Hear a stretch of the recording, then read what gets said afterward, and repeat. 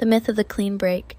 We think healing looks like a straight line, like waking up one day and saying, I'm over it, I'm fine now.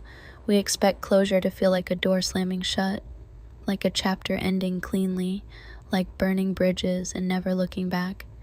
But healing, real healing, is messier than that. It's 1,000 quiet moments, not one loud declaration. It's not a finish line, it's a mosaic. Healing is sitting with your pain and deciding to stay anyway. It's waking up still aching but choosing not to run. Not this time. Because you know now that pretending you're okay is not the same thing as peace. The first cracks of light. Healing starts small. It looks like letting yourself cry without apologizing for the tears. It looks like texting a friend, actually, I'm not okay today, and not feeling weak because of it. It looks like walking into a room and not shrinking, not needing to disappear.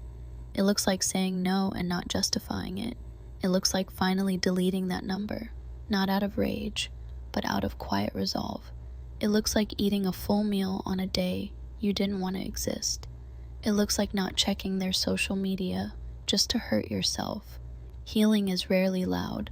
It rarely looks like victory, but it's there, in the subtle, in the choice to stay soft when the world tells you to harden, in the decision to keep loving without demanding guarantees. The relapse is part of it. Here's the part we don't talk about. You will backslide. You will miss them again. You will cry over something you thought you were done crying about. You'll feel 10 steps back after 1 step forward. That doesn't mean you're broken. It means you're healing.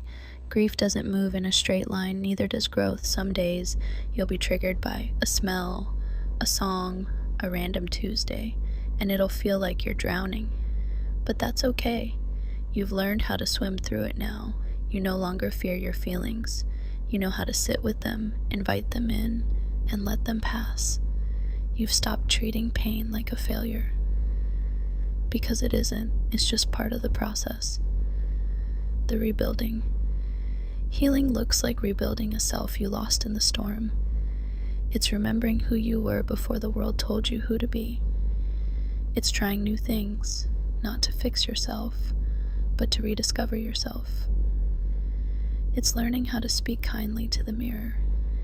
It's taking care of your space because your environment deserves to match your inner respect. It's finally picking up that paintbrush again, or that guitar, or those running shoes. It's creating without shame. It's sitting alone without feeling lonely.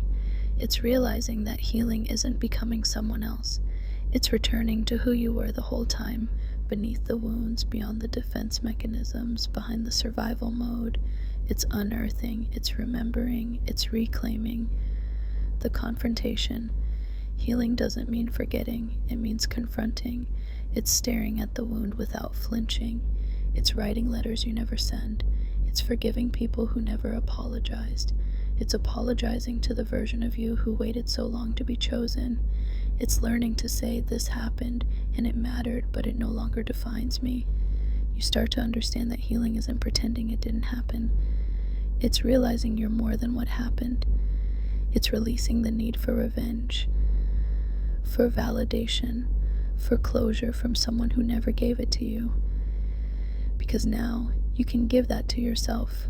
The recognition of self-healing looks like recognizing yourself again, in the way you laugh freely, in the way you walk into a room without needing to shrink. It's seeing your softness return like an old friend. It's remembering how you used to dream before everything got so heavy, and dreaming again, not in fear, but in faith. You start to notice the way your body feels safer now, how you no longer flinch at kindness, how you start to trust peace without waiting for it to explode. You trust yourself to handle whatever comes next. You realize you are whole, even if you're still healing, especially because you're still healing. The quiet victory. Healing looks like a quiet morning with coffee and no urgency. It's laughter with people who see you clearly. It's the ability to hold space for others without abandoning yourself. It's loving again, not perfectly, but intentionally.